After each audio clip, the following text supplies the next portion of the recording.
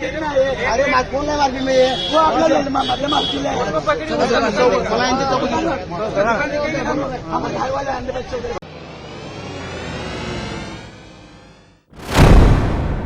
आदाब, मैं हूं मुमताज आलम रिजवी। बात करूंगा महाराष्ट्र सोलापुर की।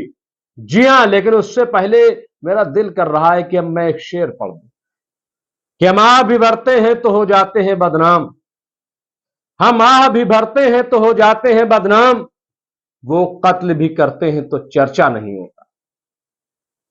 ये कैसी तस्वीर देश के सामने आ रही है, और ये मुसलमानों के खिलाफ बार बार साजिशें क्यों की जा रही है। अब एक और बहुत बड़ी साजिश मुसलमानों के खिलाफ होने जा रही, लेकिन मुसलमान सतर्क हो गया है, मुसलमान खबरदार हो गया है, मुसलमान अब हर चीज पर नजर रखने लगा। वो ये देख रहा है कि कहां कैसे हमारे खिलाफ साजिश हो सकती है, इसलिए वो हर चीज पर नजर रख रहा है। खिलौने तक पे अब नजर रखी जाने लगी है, क्योंकि खिलौने के जरिए भी अब मुसलमानों के खिलाफ साजिश हो रही है। आप सोचेंगे कि यह कैसे मुमकिन है, बच्चों के खिलौने से और साजिश से क्या ताल्लुक है, क्या ऐसा मुमकिन है? जी हां, ऐसा मुमकिन है और ऐसा अब किया जा रहा है। एक बड़ी साजिश का पर्दाफाश हुआ है महाराष्ट्र के सोलापुर में। जी हां, वहां ईद की नमाज हो रही थी, और नमाज के बाहर आप जानते हैं जब ईद की नमाजें होती हैं तो ईदगाह के बाहर मेला जैसा लगता है। मेले में बच्चों के लिए खिलौने बिकते हैं। प्रेमचंद का वो अफसाना, वो कहानी भी याद होगी ईदगाह के नाम से, जिसमें हामिद जो है वो चिमटा खरीदता है।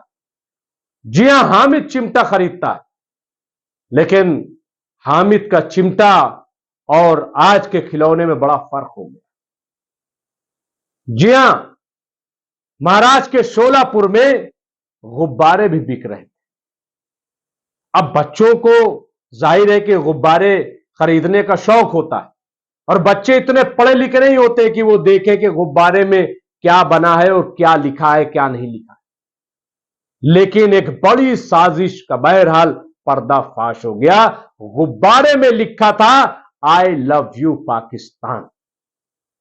जी हां, ये महाराष्ट्र के सोलापुर में गुब्बारे जो बेचे जा रहे थे किसी बड़ी साजिश के तहत, उसमें लिखा हुआ था I love you Pakistan, I love Pakistan लिखा हुआ था। और खुदा न खास्ता ये गुब्बारे मुस्लिम बच्चे खरीदते, अपने अपने घरों में ले जाते, और अगर वहां उड़ाते इसको, तो आप सोचिए जरा से कि क्या शक्ल बनती। लेकिन मैं आपको बताऊं, ये जो गुब्बारा बेच रहा था, वहां के लोगों ने, वहां के मुसलमानों ने उस गुब्बारे को बेचने वाले को पकड़ा, और उसका नाम था अजय पवार। जी हां, अजय पवार नाम का एक नौजवान ये मुतनाज़ा गुब्बारे बेच रहा था। गुब्बारे पर लिखा हुआ था आई लव पाकिस्तान। लोगों ने, वहां के मुसलमानों ने उसको पकड़ा, उससे सवाल किया कि आखिर तुम ऐसे गुब्बारे यहां क्यों बेच रहे हो, क्या तुम्हारा मकसद है, क्या तुम्हारा मंसूबा है। हालांकि अगर कोई और मामला होता तो शायद इसकी पिटाई भी हो जाती, लेकिन मकामी मुसलमानों ने बहुत ही सब्र तहम्मुल से काम लिया। उन्होंने इसकी पिटाई नहीं की, बल्कि पुलिस के हवाले अजय पवार को कर दिया।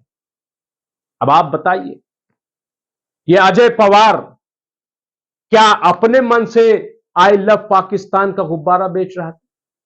उसको क्यों लगा कि मुस्लिम बच्चों को, जो हिंदुस्तानी हैं, जो हिंदुस्तान से प्यार करते हैं, Hindustan love, I love Hindustan की बजाय या आई लव पाकिस्तान के गुब्बारे क्यों बेचे जा रहे हैं? आई लव हिंदुस्तान उस गुब्बारे पर क्यों नहीं लिखा था? ऐसा क्यों? क्या किसी को यह लगता है कि हिंदुस्तान में रहने वाला मुसलमान हिंदुस्तान से नहीं पाकिस्तान से प्यार करता? पिछले 75 साल से हिंदुस्तानी मुसलमान यह साबित करता आया है कि हम हिंदुस्तान के हैं, हमें हिंदुस्तान से प्यार है। इसके बावजूद मुसलमानों के खिलाफ पाकिस्तान के नाम पर यह साजिशें क्यों? क्यों ये साजिशें? क्यों उनको फंसाने का काम किया जाता है? ये कौन है अजय पवार? मैं समझता हूं इसकी छानबीन होनी चाहिए। और जो मकामी मुसलमान हैं उनको चाहिए कि वो इस मामले को बड़ी संजीदगी से लें। आप देखिए, पहले ही महाराष्ट्र में मुसलमानों के खिलाफ क्या कुछ चल रहा है, रैलियां निकाली जा रही, यात्राएं निकाली जा रही हैं। उत्तराखंड में क्या चल रहा है, लव जिहाद के नाम पे मुसलमानों को भगाया जा रहा है। हिमाचल प्रदेश में आप देखिए रैलियां निकाली जा रही हैं कि मुसलमानों 30 दिन में आप देवभूमि छोड़ दो।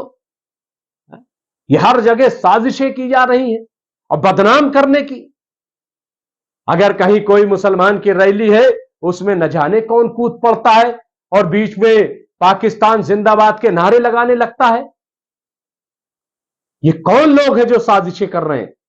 मैं मुबारकबाद पेश करूंगा शोलापुर के मुसलमानों को कि उन्होंने बहुत ही समझदारी से काम किया और बहुत ही उन्होंने सूझबूझ से काम किया कि ऐसे साजिश करने वाले पे निगाह रखी और उसको पकड़ा और अपने बच्चों को आई लव पाकिस्तान वाला गुब्बारा नहीं दिलाया। मुझे राहत इंदौरी का शेर याद आ रहा है। उन्होंने लिखा कि अब तो छतें भी हिंदू मुसलमान हो गई, अब तो छतें भी हिंदू मुसलमान हो गई। लेकिन सच्चाई यह है कि छतें हिंदू मुसलमान नहीं हुई, चंद लोग हैं जो साजिशें कर रहे हैं, जो साजिशें कर रहे हैं। मैं समझता हूं कि इस साजिश के खिलाफ और तमाम जो हिंदुस्तान के मुसलमान हैं, मैं उनसे भी कहना चाहता हूं और हिंदू भाइयों से भी मैं गुजारिश करना चाहता हूं कि वो भी नजर रखें कि ऐसे जो चंद मुट्ठी भर लोग हैं जो हिंदुस्तान को तोड़ने पर आमादा हैं, जो हिंदुस्तान को तकसीम करना चाहते हैं, जो हिंदुस्तान में नफरत फैलाना चाहते हैं, उन पर नजर रखें और उनकी गिरफ्त करें।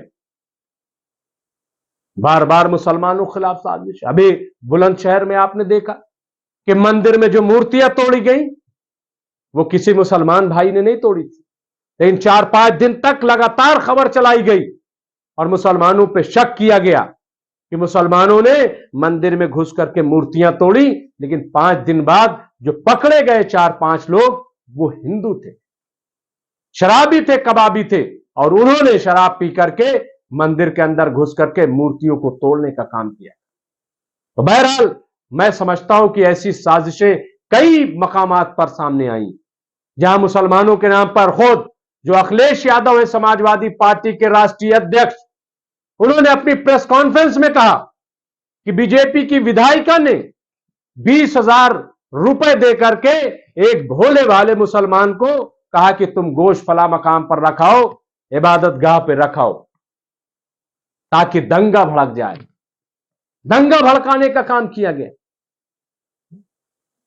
तो इन तमाम ऐसी साजिशों से मेरे ख्याल से हम सबको खबरदार रहने की जरूरत है। आई लव हिंदुस्तान हमें चाहिए, हम और किसी को आई लव नहीं कह सकते। हिंदुस्तान के हम हैं और हिंदुस्तान से हमें प्यार है। इसी जमीन में हम पैदा हुए हैं और इसी जमीन में हम दफन होंगे। यही है हमारा देश। हिंदुस्तान जिंदाबाद, ये अब सबकी जबान पर आना चाहिए और सबको खुलकर बोलना चाहिए। बहुत बहुत शुक्रिया।